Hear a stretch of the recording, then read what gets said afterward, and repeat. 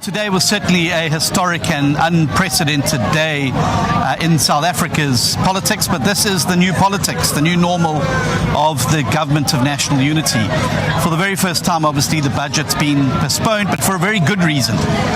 The Democratic Alliance felt that the budget in its current form did not speak sufficiently to growth and jobs, but instead was far too focused on cuts and taxes. We need more jobs, not more taxes. And we said very, very clearly that a budget that contained a 2% VAT increase would not enjoy the support of us, and we would not be able to vote for it in Parliament.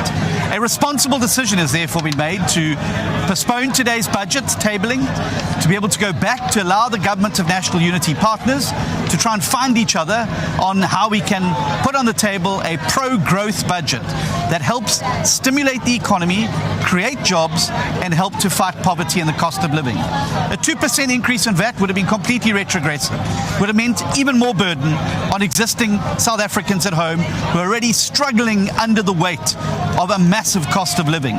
Every time people went to the tills and saw their till slips after a 2% increase, they would be reminded that this was a government that was not really acting in their best interest. That's why I say we need a budget that's going to put growth and jobs on the table and ensure that we alleviate the cost of living, don't worsen it.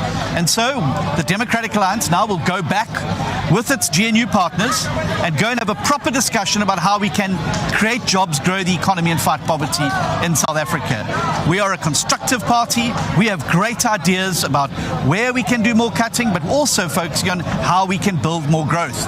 It's now time for South Africa to move beyond the timid tinkering around the edges of cut or tax and start to make the bold, big, brave reforms that South Africa needs if we're going to get our economy out of the doldrums, into the pound seats, if we're able to get our people back into works, if we're able to make sure that every South African has a better future, and that we're relieving the cost of living crisis in the country that is so many people are suffering under. The DA is committed to finding a pro-growth, pro-jobs budget and getting on the table to speak to our pro-growth, pro-jobs medium-term development plan.